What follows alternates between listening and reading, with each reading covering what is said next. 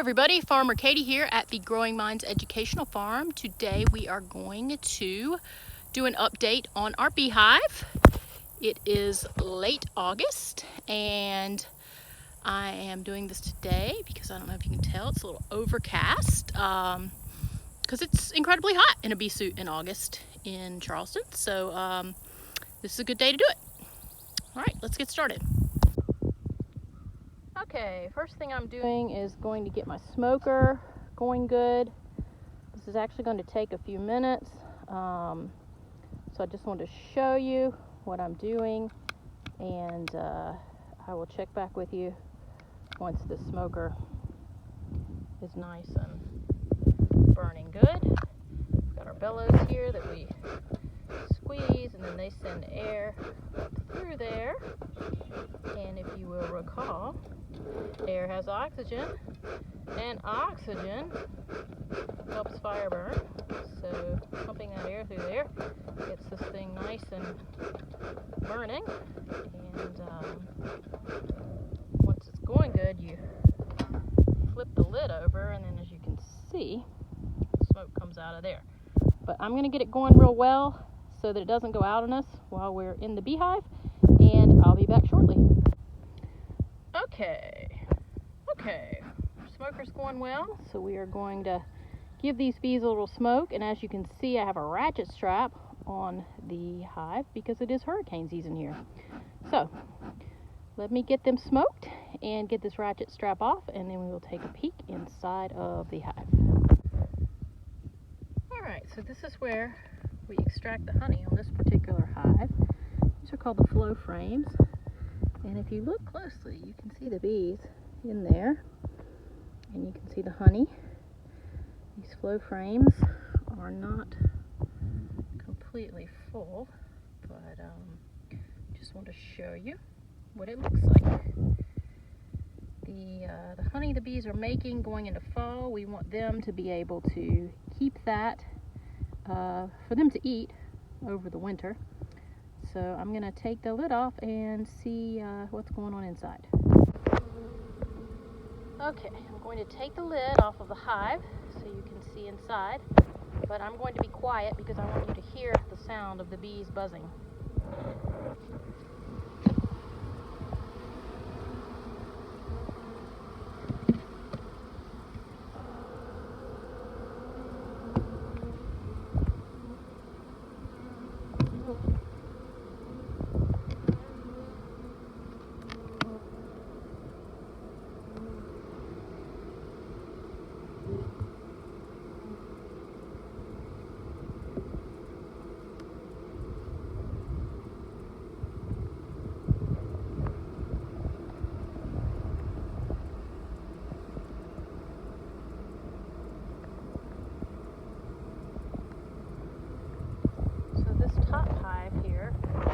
Called the honey super.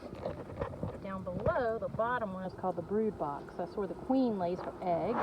And then up here is where the honey is made and stored. There's also honey down below too, but that's to feed the brood. And then there's what's called a queen excluder between the two, so the queen can't get up in here because she's a little bit bigger. All right, let me grab a tool and I will take out one of these frames so you can see it. Okay, here is one of the frames, and as you can see down at the bottom, they are still working on it, but up here at the top, they already have some capped honey, and eventually when this whole frame gets filled, that is when the honey would be harvested. As you can see, these three middle ones are what we call the flow frames for this flow hive. This particular one is called a hybrid, so we have the regular frames on the outside here, and then the flow frames in the middle, because you can still harvest honey the traditional way and get honeycomb from these outer ones, and then harvest the flow frames from the front down here. I'll show you that in a minute, but before we do that, I want to check on our brood box. Okay, so this is the queen excluder that I spoke of. This keeps the queen from going up to the honey super and laying eggs in those frames. And then I don't know if you noticed in the honey super, but these are hive beetle traps.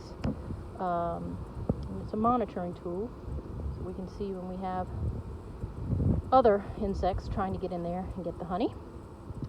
All right, let me get one of these frames out so you can see. Okay, when we want to move the bees gently, and we don't want to hurt them, we use this brush. I'm just going to brush some away. I'm not happy about that, but I'm going to lift out this frame from the brood box so you can see. This is what we call capped brood up here, and then as you can see down at the bottom, they haven't even finished filling out this cell, or this frame, sorry. Let's see if we can get another one out. Let's take a look at this brood frame before I put it back on. See those little yellow spots on some of their back legs? Those are pollen sacs. Can you see those? Some of them over there.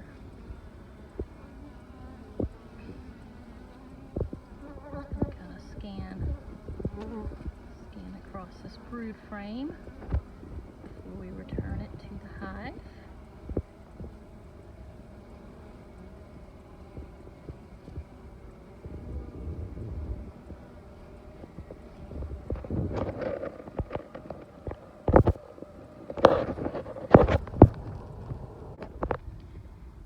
A bee drinking some water.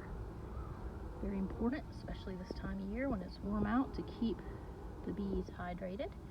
These little rocks make it where the bees can land on the rocks and, you know, not drown in the water. Marbles work good too. A lot of the bees are out of the hive right now because, you know, I had to come in and do my hive inspection, which is important to see what's going on in there. But I'm going to show you where the bees congregate before they go back in the hive. They also do this sometimes when it's really hot out to cool the hive. I believe it's called bearding.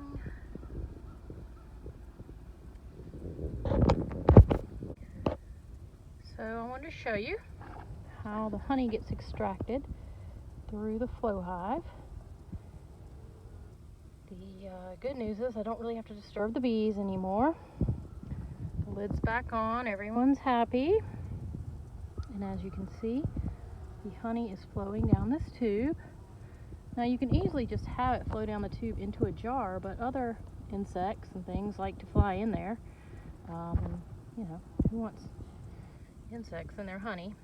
So as you can see, I have this contraption with the upside down jar where it goes into this food safe plastic container, and no insects can get in there.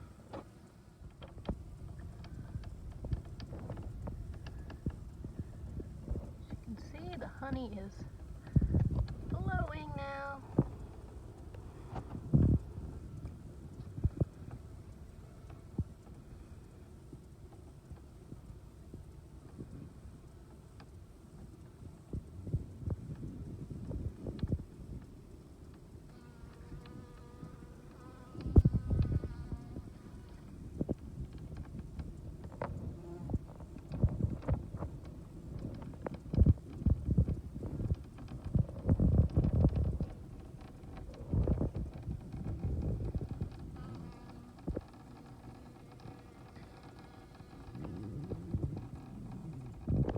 Right, we are now on the second spout. As you can see, you turn it, this key, the honey flows out. You can still see the bees inside of there.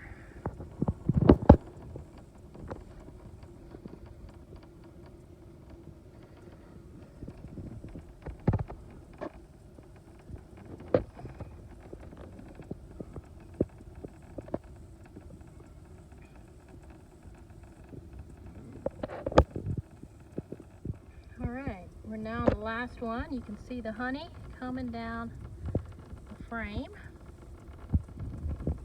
and into the jug.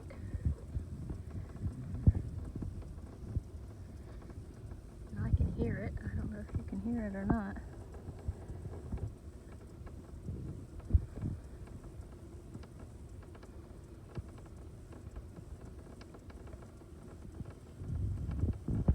Okay, we are done with harvesting from the 3 flow frames. We're going to leave the rest of the honey in there for the bees so they can make it through the winter and have a strong and healthy hive going into the spring. Last thing I will do is put this on and I will show you how much honey we got. All right, here's the honey that we got out of the flow frames. We will strain that to get anything out of it that doesn't need to be in there, and then we will bottle it up. You don't get much honey out of these flow frames, but it is very easy to get the honey out. Our next step will be to screen the honey through this double screener, and then finally to jar it. The last step in the process is to actually put the honey into jars and label them. We have to label them with the name of the farm, the address, the product, which is raw honey, and then the actual amount in the jar in ounces and grams. So now you have seen the inside of a beehive, the harvesting of honey, all the way from the hive to the jar.